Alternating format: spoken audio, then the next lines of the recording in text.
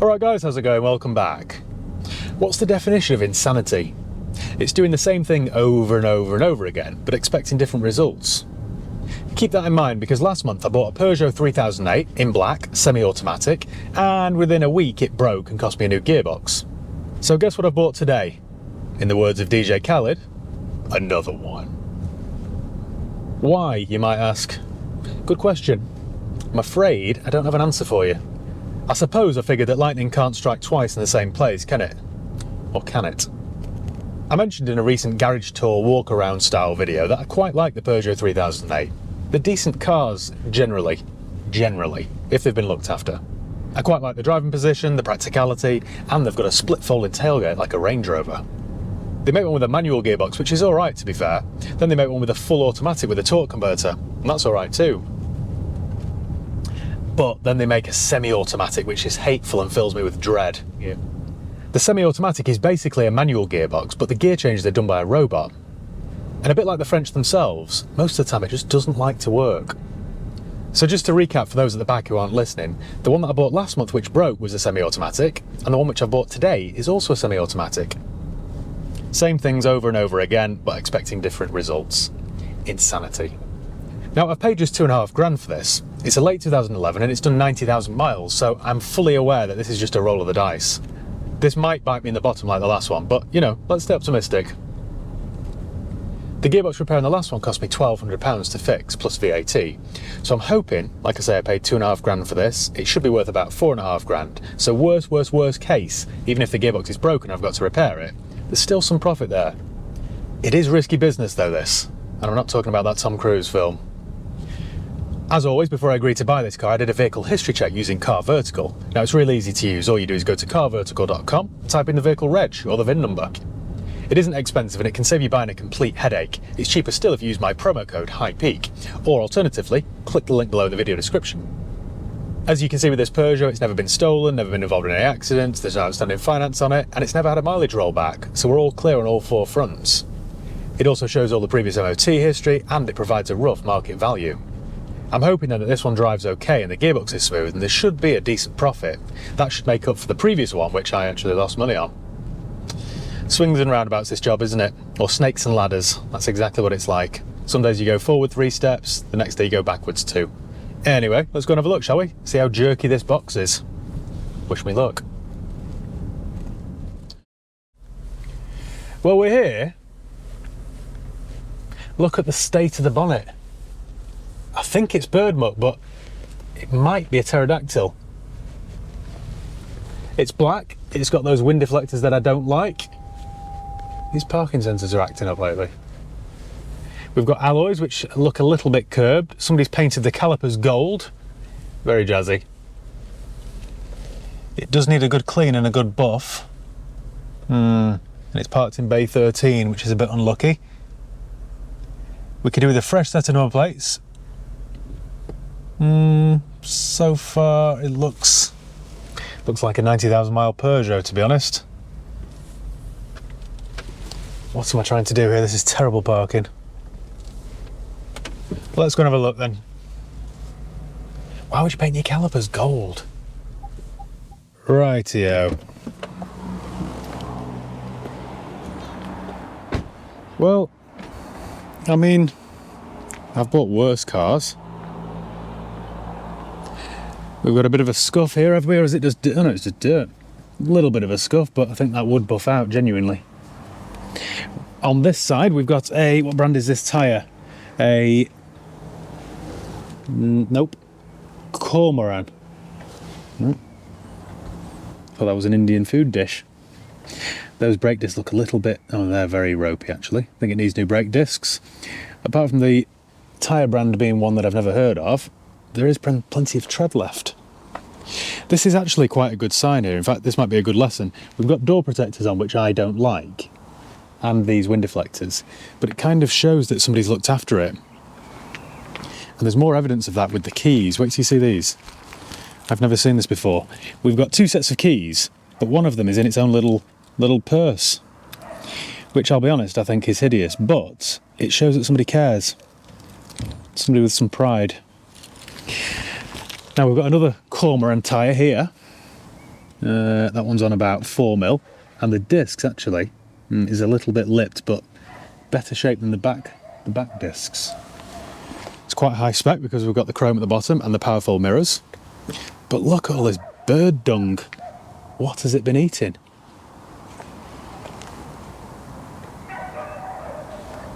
Oh, we've got a dash cam. All the signs are here, you know. Someone's looked after this, I think. Or someone at least has been proud of it. Got a bit of a chunk here at the side wall. That might need replacing. On about 4mm there, and it's matching. And we've got a matching chicken cormorant tyre on the back. Hand painting calipers. And some Mintex brake discs. It looks like it's been cleaned once upon a time on someone's driveway and they've missed some bits. But that's not bad really. Quite straight down the panels. Not dented or scuffed or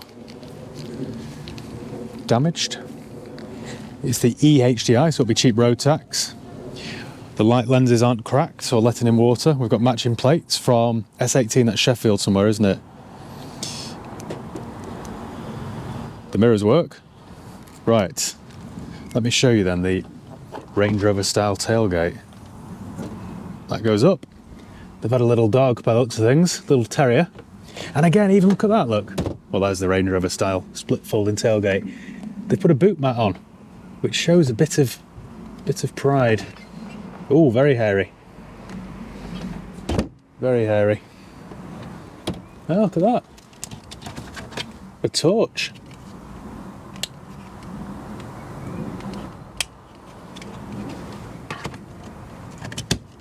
It's a torch combined with a boot light. They're not bad cars, these, you know. I'm not a Peugeot fan, as you well know. But not bad. Let's have a look inside then. So inside we've got, oh look at this, mats over mats. Someone's cared for this. We've got a steering wheel cover, which is hideous. Oh, I've just spotted some Peugeot seatbelt protectors. Very jazzy. What have we got here? We've got some dust. Oh, I'm keeping them. Someone has had a gift voucher from Halford, haven't they? And they wanted to spend every last penny. So then, inside's quite clean. Apart from it needing a bit of a clean, it is quite clean. It smells fresh. Sorry, I just got distracted then. Have you ever seen a Peugeot coaster before? They're like these little rubber mats that go in the handles. And I'm sure these chrome trims aren't standard because they stick out too far. Saying that, Peugeot build quality isn't the best, is it? The best of times. That's aftermarket. USB charging points. We've got a pan roof. Does it work? Does it need power? Try that in a second. Got a very deep cubby box.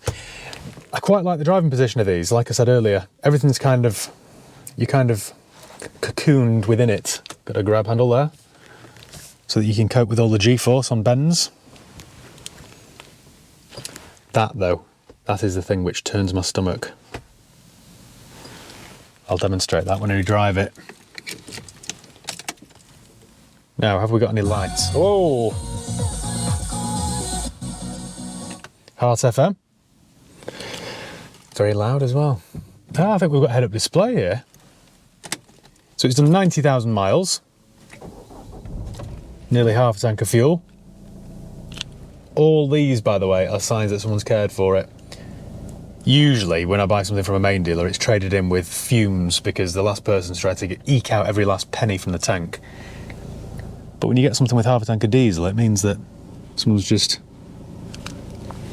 not been a complete penny pincher. More Peugeot mats here. I've never seen the like. Yeah, that's a stick-on thing, isn't it? Hideous. Why does my... have I got head-up display? Oh, there we go. Look at the head-up display, look. Can you see that? Oh, yes. This is quite the spec. Does my fan work? I'd say not. Oh, no. Give it time. Let her warm up. What about the old air conditioning? I'm asking a lot here for my 12-year-old Peugeot, aren't I? Done 90. But I've just got a feeling this one's been looked after. What about my blind? There's a button down here. Look at that. Cannot remember the last time I was this happy with a Peugeot. More boot mats back there, more dog hair, more seatbelt covers. I would guess, and I don't know why I say this really, I've just seen some evidence of sticky pad things there on that rear quarter light. I would guess it had some sort of kiddie shade on the window.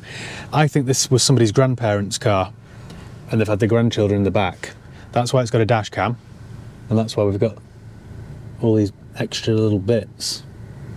That's what I'm guessing. I guess we'll never know, will we? Unless the previous owner was a viewer of the channel. Where's my service history? Ah, I've just remembered. The service history on these, in case you're wondering, there's a little drawer here. And what do you know? Service book. I bought a 5008 recently. And the guy said to me, oh, there's no service history that I can see. Or the salesman said, there's no service history. And then as I was driving it back, thinking, well, I'll get one done, I'll do a cam belt, blah, blah. I remembered that they were in that little drawer there. Well, this is looking quite positive. Robbins & Day are a Peugeot main dealer in Sheffield. That was done at 800 miles, then again at 15.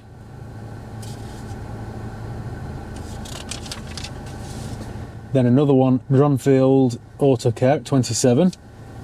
This is when it was sold because it's got Auriga plates on it. Auriga cars, I've never heard of those. That was done at 36. Ah, look at this. Timing belt and water pump done. That's the cam belt. Timing belt, cam belt, same thing. 53,000 miles. That's good. Then we've got M&K Autos.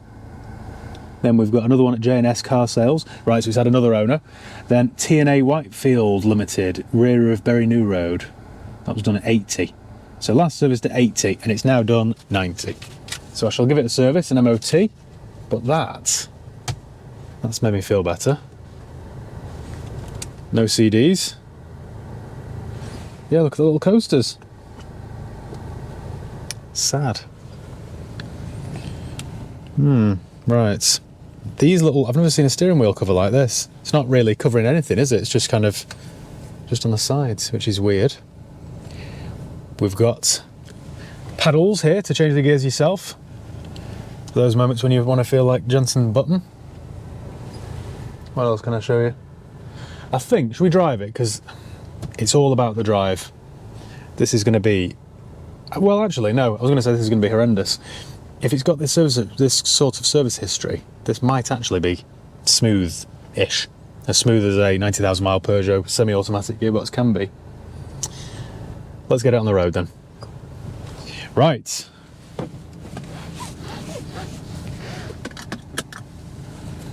Select A for automatic.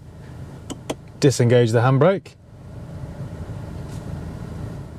We're in business. My air conditioning is, believe it or not, ice cold. This goes to show that any car can be reliable if you look after it. Any car. Foot off the brake, roll forward. So yeah, it's an automated manual box. And it's quite unreliable. A little bit knocky there over bumps. Bushings or drop links or that sort of thing.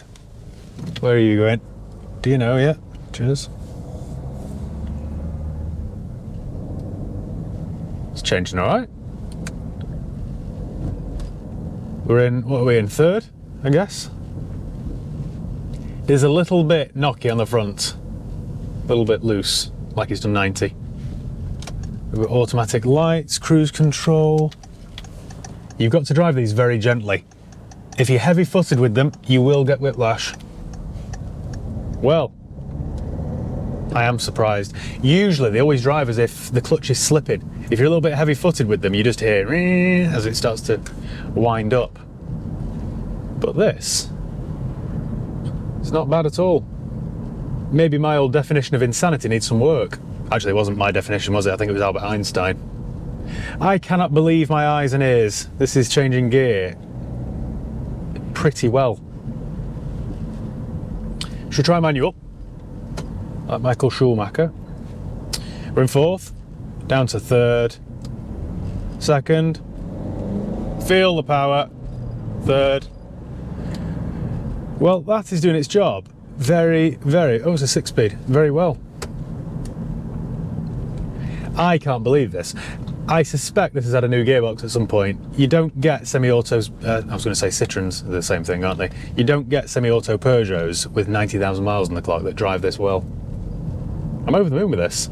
I really thought that I was buying another potential headache, but full history, 2 keys, been looked after by somebody who's really liked it, cam belt done, smooth box, smoothish box. I thought this was going to be one of those funny videos where you don't see me leave the car park because the handbrake's locked on, or the minute I select gear it goes doof, or every single gear change breaks my neck, but it's actually alright.